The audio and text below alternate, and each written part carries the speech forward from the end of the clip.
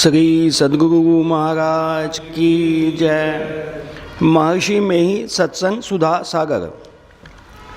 संत मत में ईश्वर की स्थिति। बंदो गुरुपद कंज कृपा सिंधु नर रूप हरि, महामोह तम पुंज जासु वचन रविकर निकर। प्यारे लोगों, संत मत में ईश्वर की स्थिति का बहुत दृढ़ता के साथ विश्वास है, परंतु उस ईश्वर को इंद्रियों से जानने योग्य नहीं बताया गया है। वह स्वरूपतः अनादि और अनंत है, जैसा कि संत सुंदरदास जी ने कहा है। व्योम को व्योम अनंत अखंड मंडित, आदि न अंत सुमध्य कहाँ है। किसी अनादि और अनंत पदार्थ का होना बुद्धि संगत प्रतीत होता है। मूल आदि तत्व कुछ अवश्य है। वह मूल और आदि तत्व परिमित हो, ससीम हो, तो सहज ही यह प्रश्न होगा कि उसके पार में क्या है। ससीम को आदि तत्व मानना और असीम को आदि तत्व न मानना हास्यास्पद होगा।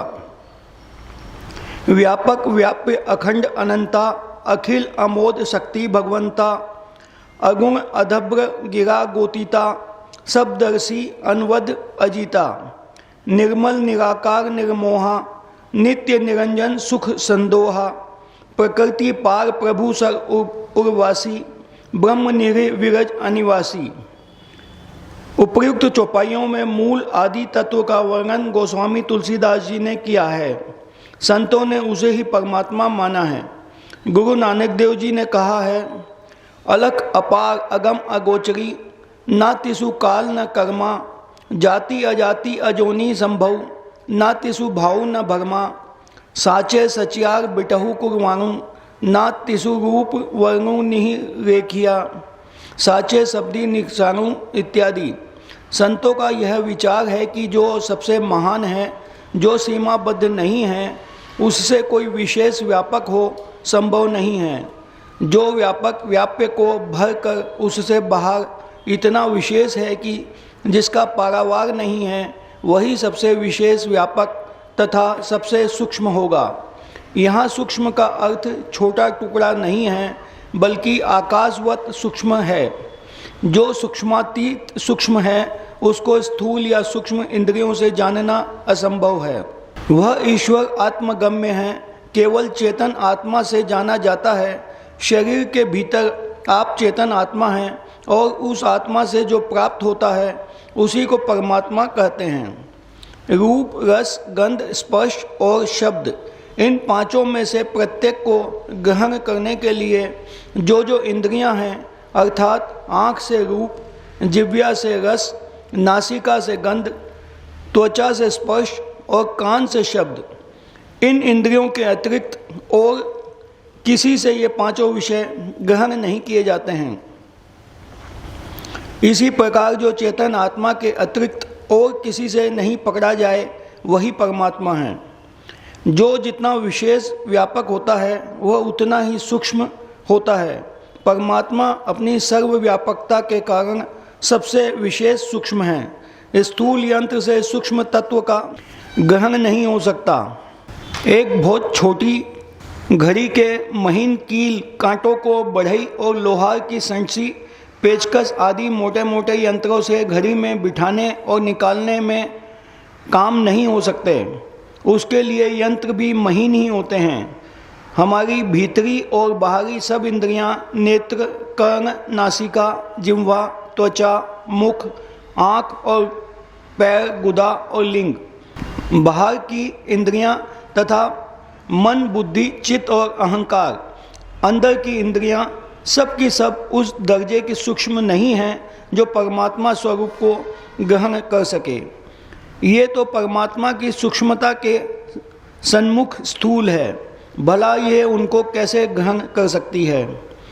ओम संयोजत अरुणागवस्य जुति वृथा क्रीडन्ते, निमित्ते न गावः परिणासम कृतते, तिग्म श्रृंगी दिवा दीर्दृशे नक्त मजह। इस मंत्र के द्वारा वेद भगवान उपदेश करते हैं कि हे मनुष्यों, हाथ, पैर, गुदा, लिंग, रसना, कान, त्वचा, आँख, नाक और मन, बुद्धि आदि द्वारा, इंद्रियों के द्वारा ईश्वर को प्रत्यक्ष करने की चेष्टा करना झूठ ही एक खेल करना है, क्योंकि इनसे वह नहीं जाना जा सकता, वह तो इंद्रियातीत है। यन्मनसा न मनुते येना हुर्मनो मतम तदेव ब्रह्मत्वम विद्धि नेदम यदि मन सपास्ते। कनोपनिषद। अर्थात जो मन से मनन नहीं किया जाता बल्कि जिससे मनन किया हुआ कहा जाता है, उसी को तो ब्रह्म जान। जिस इस देश काला विच्छिन्न वस्तु की लोग उपासना करते हैं वह ब्रह्म नहीं है। नायमात्मा प्रवचनेन लभ्यो न मेघ्या न बहुना श्रुतेन यमेशने गंगते तेन लभ्यते स्तेय आत्म विवस्तुन तनुस्वाम। कठोपनिषद। अर्थात ये आत्मा वेदाध्यान द्वारा प्राप्त होने योग्य नहीं है और न धारणा शक्ति अथवा अधिक श्रवण से ही प्राप्त हो सकता है। यह साधक जिस आत्मा का वर्णन करता है उस आत्मा से ही यह प्राप्त किया जा सकता है। उसके प्रति यह आत्मा अपने स्वरूप की अभिव्यक्ति कर देता है। अब यह साफ तरह से जना देता हूँ कि अनादि आदि परम तत्व परमात्मा केवल चैतन्य आत्मा से ही ग्रहण होने, पहचानने, जाने योग्य हैं। जब तक शरीर और इंद्रियों के सहित चैतन्य आत्मा रहेगी तब तक परमात्मा को नहीं पहचान सकेगी। आँख पर पट्टी बंधी हो तो आँख में देखने की शक्ति रहने पर भी बाहरी दृश्य नहीं देखा जाता, और आँख पर रंगीन चश्मा लगा रहने पर बाहर का यथार्थ रंग नहीं देखने में आता है। चश्मे के रंग के अनुरूप ही रंग बाहर में देखने में आता है। आँख पर से पट्टी और चश्मा उतार दो, बाहर के यथार्थ रंग देखने में आएंगे। शरीर और इंद्रियों के आवरण से छूटते ही, या यो कहो कि चैतन्य आत्मा पर से शरीर और इंद्रियों की पट्टी और चश्मे उतरते ही चैतन्य आत्मा को परमात्मा स्वरूप का पहचान हो जाएगी। शरीर, इंद्रिय और स्थूल, सूक्ष्म आदि माइक सब आवरणों के उतर जाने पर जो इस पिंड में बच जाता है वही चेतन आत्मा है, और इनसे जो पहचाना जाता है वही अनादि आदि तत्व परमात्मा है। मैं तो इस अनादि आदि परमात्मा तत्व को परमात्मा कहता हूँ, और कहता हूँ कि प्रत्येक व्यक्ति अपनी अपनी रुचि के अनुसार इस मूल अनादि परम तत्व को जिस नाम से पुकारना चाहें पुकारें, परंतु यथार्थ में यह अनिर्वाचनीय है। राम स्वरूप तुम्हार वचन अगोचर बुद्धि पर अविगत अकथ अपार नेति नेति नित निगम कह। गोस्वामी तुलसीदास जी। अविगत गति कछु कहत न आवे, जो गुंगही मीठे फल को रस अंतर्गत ही भावे। परम स्वाद सबही जू निरंतर अमित तोष उपजावे, मन वाणी को अगम अगोचर सो जाने वो पावे। भक्त सूरदास जी। नैना बैन अगोचरी श्रवणा करनी सार, बोलन के सुख कारणे कहिए सृजनहार। आदि अंत ताही नहीं मधे, कथोन जाई अहि अखते। अपरंपार उपजे नहीं बिनसे, जुगती न जानिए कथिए कैसे। जस कथिए तस होत नहीं, जस है तैसा सोई। कहत सुनत सुख उपजे, अरु परमारथ होई। कबीर साहब। शरीर, इंद्रियों और माइक जंग आवरण से चैतन्य आत्मा को अलग कर परमात्मा को पाना केवल ध्यान साधना से ही हो सकता है। ईड़ा अर्थात बाईं और की धारा में तामसी वृत्ति रहती है। पिंगला अर्थात दाईं ओर की धारा में राजसी वृत्ति रहती है, और सुषमना अर्थात मध्य की धारा में सात्विकी वृत्ति रहती है। ध्यान साधना सुषमना में करने की विधि है। गुरु महाराज से जैसा सुना आप लोगों को वैसा सुना दिया। वैज्ञानिक लोग ऑक्सीजन और हाइड्रोजन दो वाष्पों द्वारा पानी बनाकर दिखला देते हैं, वैसे ही ध्यान अभ्यास के प्रयोग द्वारा परमात्मा की प्रत्यक्षता होती है, परंतु यह आदि भौतिक वैज्ञानिक का बाहरी प्रयोग नहीं है, वह प्रयोग अपने अंदर में करने का है। ध्यान योग का साधक संशय में नहीं रहता है। वह ध्यानाभ्यास के प्रयोग से जो कुछ पाता है उसको सत्य मानता है, और त्रुटि विहीन ध्यान अभ्यास के प्रयोग में जो नहीं पाया जाता है उसको असत्य मानता है। उसको संशय कैसा। अब ध्यान अभ्यास के विषय पर कुछ प्रकाश पाने के लिए संत दादू दयाल जी महाराज के प्रवचन सुनिए। सब काहू को होत है तन मन पसरे जाई, ऐसा कोई एक है उल्टा माही समाई। क्यों करी उल्टा आंगिए पसरी गया मन फेरी, दादू डोरी सहज की यो आंगे घेरी घेरी। साध शब्द सो मिली रहे मन राखे बिलमाई, साध शब्द बिन क्यों रहे तब ही बिखरी जाई। तन में मन आवे नहीं निज दिन बाहरी जाई, दादू मेरा जीव दुखी रहे नहीं ल्यो लाई। कोटि जतन करी करी मुए यहू मन दस दिसी जाई, राम नाम रोक्या रहे नाही आन उपाई। मन ही सन्मुख नूर है मन ही सन्मुख तेज, मन ही सन्मुख ज्योति है मन ही सन्मुख सेज। मन ही सो मन थिर भया मन ही सो मन लाई, मन ही सो मन मिली रहा दादू अनंत न जाई। शब्दे बंध्या सब रहे शब्दे सब ही जाई, शब्द ही सब उपजे शब्दे सभी समाई। शब्दे ही सुषिम भया शब्दे सहज समान, शब्दे ही निर्गुण मिले शब्दे निर्मल ज्ञान। एक शब्द सब कुछ किया ऐसा समर्थ होई, आगे पीछे तो करे जे बलहीना होई। यंत्र बजाया साजी करी कारीगर करतार, पंचों कारज नाद है दादू बोलन हार। पंच उपजा शब्द थे शब्द पंच सो होई, साईं मेरे सब किया बूझे बिरला कोई। शब्द जरे सो मिली रहे एके रस पूरा, कायर भाजे जीव ले पग मारे पुसूरा। दादू दयाल जी कहते हैं कि सर्वसाधारण का मन शरीर में पसरा हुआ रहता है, परंतु ऐसा कोई बिरला है जिसका मन उलटकर बहिर्मुख से अंतर्मुख होकर अंदर में समाता है। मन का स्थान तो शरीर के अंदर है ही, फिर अंदर में सामने समाने तात्पर्य यह है कि जागृत स्वप्न और सुषुप्ति अवस्थाओं में जिन जिन स्थान पर मन रहता है उन तीनों स्थानों से विशेष अंतर में मन प्रवेश कर जाए। ये तीनों स्थान शरीर के अंदर के स्थूल तल पर ही हैं। इन तीनों से छूटकर मन सूक्ष्म तल पर आरूढ़ हो मन के अंदर समाने का भाव यही है। मन को किस तरह उल्टाकर अंदर में लावें यह फिर पसर गया है।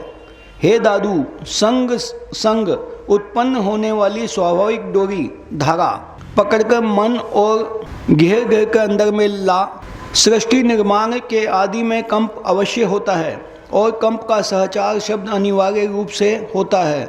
स्थूल सूक्ष्म कारण महाकारण और केवल्य जड़ विहीन चेतन, स्थूल सूक्ष्म और सूक्ष्माति सूक्ष्म भेदों से दृष्टि सृष्टि के ये 5 मंडल जानने में आते हैं। इन सबके केंद्रों एवं उनसे उत्थित कंपों को सहित शब्द के उदय से ही संपूर्ण सृष्टि का विकास तथा पूर्णतया निर्माण हुआ है। कथित केंद्रीय शब्द को ही सहज डोरी कहा गया है। अपने केंद्र में आकृष्ट करने का गुण शब्द में है, इसलिए इस शब्द रूप सहज डोरी को ग्रहण करके मन बहिर्मुख से अंतर्मुख खींचकर रहेगा। साधु शब्द से मिलकर रहे और मन को ठहरा कर रहें। साधु शब्द के बिना क्यों रहता है? तभी तो शब्द विहीन रहते हुए साधु का मन बिखर जाता है। मन उलटकर शरीर में नहीं आता है, दिन रात बाहर बाहर जाता है। इसलिए दादू दयाल जी कहते हैं कि मेरा मन दुखी है, क्योंकि साधन में मन लगकर नहीं रहता है। लोग मन रोकने के करोड़ों उपाय करके मर जाते हैं, परंतु मन रुकता नहीं, 10 दिशाओं में जाता है। यह राम नाम के ग्रहण से रुका रहता है, दूसरा उपाय नहीं है। यहाँ पर राम नाम से तात्पर्य सर्वव्यापिनी अनाहत ध्वनि से है। इस ध्वनि को नाम इसलिए कहते हैं कि इसके द्वारा चैतन्य आत्मा को आदि मूल तत्व अक्षर पुरुषोत्तम परमात्मा की पहचान हो जाती है। नीके राम कहतु है बपुरा, घर माही घर निर्मल राखे, पंचो धोवे काया कपड़ा, सहज समरण सुमिरन सेवा, त्रिवेणी तट संगम सपरा, सुंदरी सन्मुख जागरण लागी, तह मोहन मेरा मन पकड़ा, बिन रसना मोहन गुण गावे, नाना वाणी अपजे अपरा, दादू अनहद ऐसे कहिए भक्ति तक यह मार्ग सकरा। संत दादू दयाल जी के इस शब्द से विदित है कि राम नाम से उनका तात्पर्य अनाहत नाद से है, मन के सन्मुख ही प्रकाश है और आराम करने का स्थान विछावन है। जागृत अवस्था में आज्ञा चक्र के केंद्र में मन की बैठक है, उसके सन्मुख वृत्ति के सिमटाव और स्थिरता से प्रकाश और चैन का स्थान प्रत्यक्ष होता है। मन से मन को लगाकर मन स्थिर हो गया, मन से मन मिलकर रहा, तब अन्यंत्र नहीं जाता। मन के केंद्रीय रूप को निज मन आत्ममुखी मन कहते हैं और उसकी किरणें व धारा जो समस्त शरीर में फैली हुई है उसे तन मन या शरीर मुखी मन कहते हैं। तन मन को निज मन में समेटकर केंद्रित करने को मन से मन को मिलाकर रखना है। वर्णन हो चुका है कि शब्द से ही सारे विश्व का तथा उसके पंच मंडलों का निर्माण और विकास हुआ है, इसलिए शब्द के विषय में उपयुक्त रीति से कहा गया है। ध्यान साधना में ज्योति और शब्द के ग्रहण की विशेषता, मुख्यता और विशेष आग्रह है। युक्ति जानकर सब लोगों को इस ध्यान का अभ्यास करना चाहिए, क्योंकि इसी साधना के द्वारा निर्वाण पद पर पहुंचना और अपना परम कल्याण बना लेना पूर्ण संभव है। परम प्रभु परमात्मा की दया सब लोगों पर हो। यह प्रवचन ग्राम डोभाल घाट, जिला पूर्णिया, अंतर भारतीय सत्संग विशेषाधिवेशन के अवसर पर दिनांक 5/12/1949 ईस्वी के सत्संग में हुआ था। श्री सद्गुरु महाराज की जय।